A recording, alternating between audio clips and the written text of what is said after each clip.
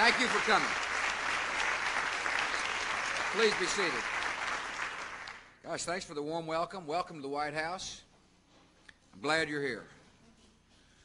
The fight against cancer has seen major victories and is on the verge of major breakthroughs. It's important for Americans to understand. Medical science is helping cancer victims survive and helping survivors lead better lives. With exercise, nutrition, and changed behavior, we can reduce the chances of developing cancer. With well-funded research, we are pushing toward new cancer therapies and new cancer cures. The commitment of this nation is clear. We will win the fight against cancer.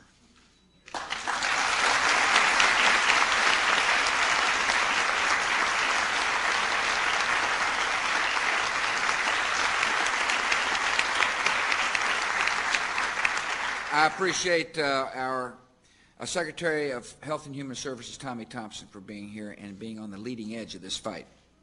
He's a general in the war against cancer.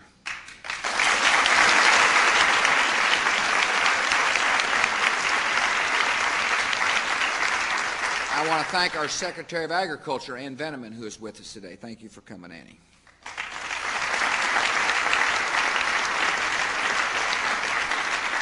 I appreciate the members of the United States Congress who are here today. Two fine senators, Senator Gregg and Brownback of New Hampshire and Kansas, respectively. Thank you all for coming.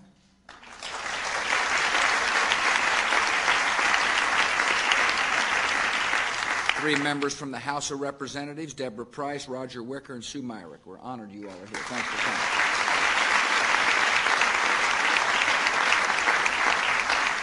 I'm honored that Andy von Eschenbach is here, who is the director of the National Cancer Institute. Andy, thanks for coming.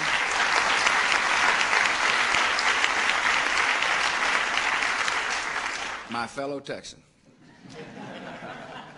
I appreciate the director of the National Institutes of Health, Elias Zerhouni, is here. Elias, thanks for coming. The Surgeon General is here, Rich Carmona. Rich, appreciate you being here. Julie Gerberding, who is the director of the Centers for Disease Control, is with us as well. Good to meet you. I'm honored to be on the stage with some courageous Americans, survivors of cancer. Paige Brown, Patricia Goldman, Jamal Rashid, Cynthia Rubin, Matthew Skoronsky, and of course Lance Armstrong. Thank you all for coming. Appreciate you being here.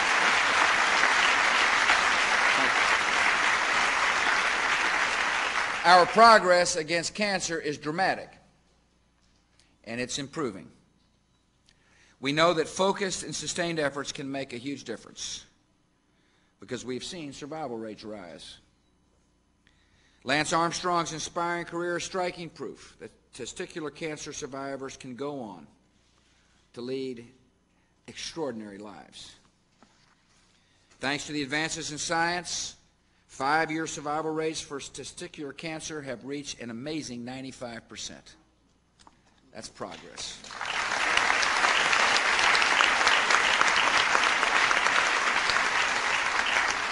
Overall, more than 60% of the Americans diagnosed with cancer today can expect to be alive in 5 years.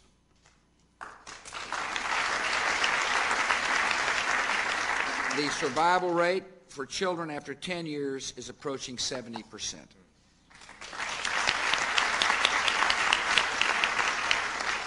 Today, 8.9 million Americans are cancer survivors, and research and new technology offer a lot of hope, that this number will continue to grow significantly. Every life, every name is a triumph of medicine and a triumph of hope. Given the statistics, the good news about cancer survivors also presents a real challenge to our country. Cancer survivors need high-quality follow-up care to detect early signs of recurrence and to treat other problems that come from the illness and its treatment. For example, many childhood cancer survivors do not receive any follow-up care after being treated. and cured. Because cancer treatments can harm growing tissues, children are particularly vulnerable to recurrences and complications. The National Cancer Institute, under Andy's lead, is committed to improving the long-term care for all survivors of cancer, and especially for our children.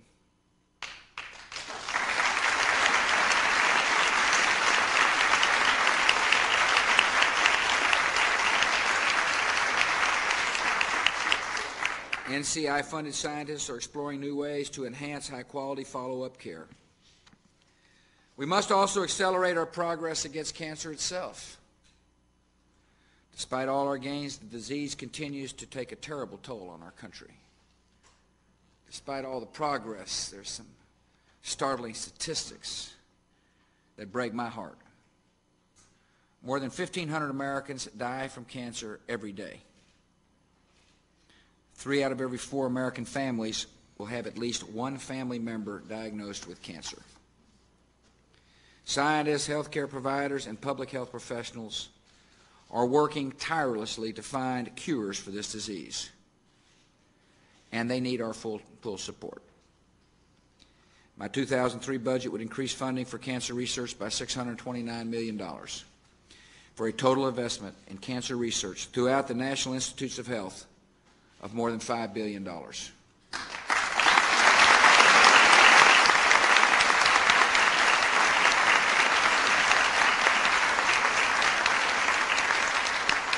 In order to win the war against cancer, we must fund the war against cancer.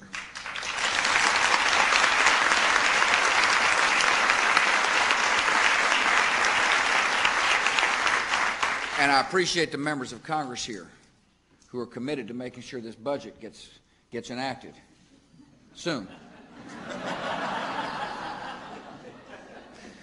Prevention is critical, and we're just beginning to make progress on cancer prevention. There are smart choices all Americans can make to reduce our chances of disease. Choices we're promoting in our Healthier Us initiative. Even modest improvements in diet, in fitness, and behavior can help prevent many serious health problems, including cancer. There's a growing body of evidence that a diet rich in fruits and vegetables reduces the risk of cancer and other chronic diseases. In fact, it's been estimated that dietary changes could reduce cancer deaths in the United States by 1/3. I'm going to start eating broccoli.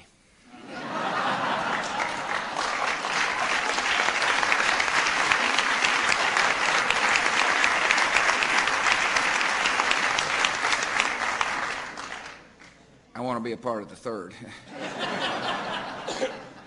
Regular exercise is another way to prevent illness and add years to your life. Last June, I signed an executive order directing federal agencies to work together to develop new policies to promote fitness. I reconstituted the President's Council on Physical Fitness and Sports. I named Lynn Swan to head the council. Exercise is a really important part of my life, and I urge all Americans to make an important part of your life as well. Of course, when it comes to behavior, there are healthy choices we can all make, like don't smoke. In addition to nutritious diet, regular exercise, and smart choices, preventative health screenings can also help save lives. They can detect many forms of cancer at earlier, less dangerous stages, allowing doctors to defeat a cancer before it spreads. Last month, Secretary of Agriculture Ann Veneman learned that she has breast cancer.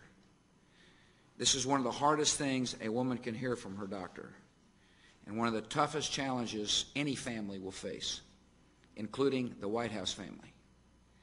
Fortunately, Secretary Veneman's cancer was diagnosed at a very early and curable stage. The good news is her doctors expect her to enjoy a full recovery.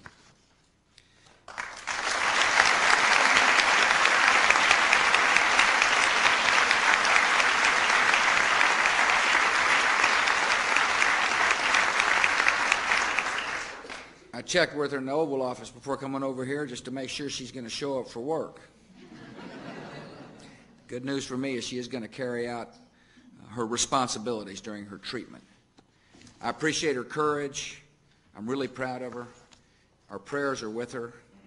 I'm proud of the example she sets. She is, I knew I picked an extraordinary person when I named her to run the Secretary of Agriculture. I didn't realize I was going to pick an heroic figure as well, an example for many people to understand the need to get a mammogram, the need to take care of yourself, the need to screen early, the need to understand that we can stop cancer in its tracks if we all take wise moves. And so, Ann, thank you for your example. I tried to do the same thing myself earlier this year to detect whether or not I could be infected with colorectal cancer. I had a screening. Turns out everything the president does is in the public view.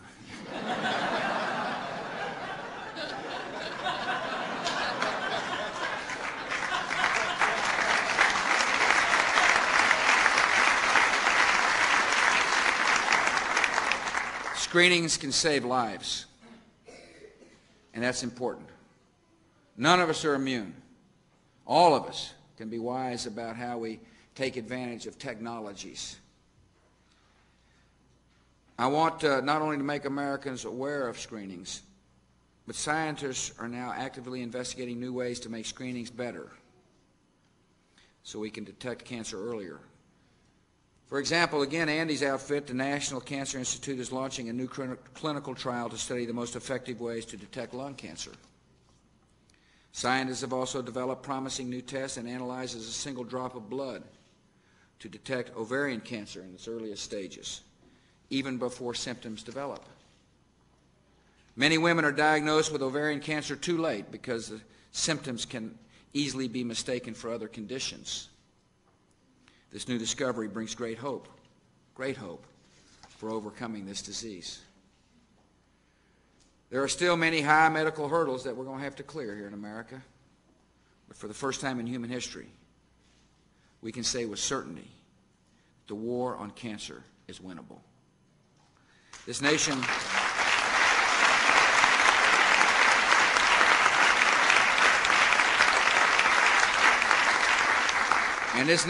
will not quit until our victory is complete. And now it's my pleasure to introduce a man who doesn't know the meaning of the word quit. Just a few years ago, he was diagnosed with cancer. He was weakened by chemotherapy treatments and told he had a 50-50 chance of surviving. But he's done more than survived. As anybody who knows anything about sports knows, he's triumphed. His story from cancer diagnosis to his fourth straight victory in the Tour de France is one of the great human dramas in sports history. And today, he asked me not to say it, so I'm going to say it anyway, is his 31st birthday.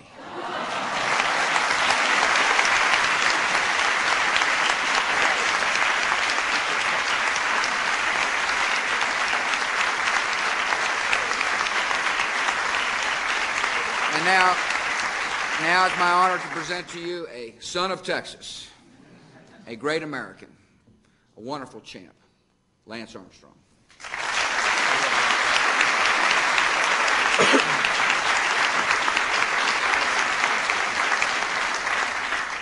Well, actually, Mr. President, you joked to me that you were going to say that, and I said, don't say that. And you said, I'm going to say it. And I said, well, all right, you're the president. You can say whatever you want to say. So I knew you were going to say that. And nobody likes to really recognize their birthday. So, in fact, I think it's very meaningful why, to me, birthdays don't really matter much anymore. Not only do you get embarrassed if they sing happy birthday in a restaurant, but for me, I sort of have a new birthday, and that's October 2nd, the day I was diagnosed, and the day that we all sort of look to and mark these milestones by 1 year, 2 year, 5 year, 10 year.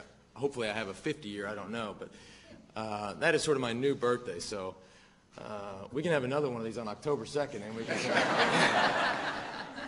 that would really be special.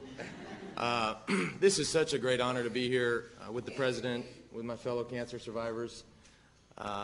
This is a big fight, and like anything in life, I think we have priorities. And when I wake up in the day, I have a few priorities. I've got to ride my bike, I've got to kiss my kids, I've got to eat a little bit, maybe get a massage, and try to win the Tour de France. Or not every day, but work towards that. And Mr. President, I think, actually I don't think, I know that you have priorities. Homeland security, the economy, domestic issues. But this fight has got to be one of our biggest priorities. If you look at the numbers, and you told us the numbers, and they were exactly right. We see a tragedy like 9/11. It's every 2 days with this illness. That doesn't have to happen. We need more people. We need more survivors up here. Maybe they'll build us a bigger stage. I don't know. But it's a big, big problem, and it's an old problem, and people have sort of gotten used to it. And let's make it a priority again. Let's put it out there. Let's fix the problem. So thank you for having me. Thank you for having as I said yesterday, my constituents, my family members here, my fellow cancer survivors, and it's just a tremendous honor. Thank you. Appreciate you.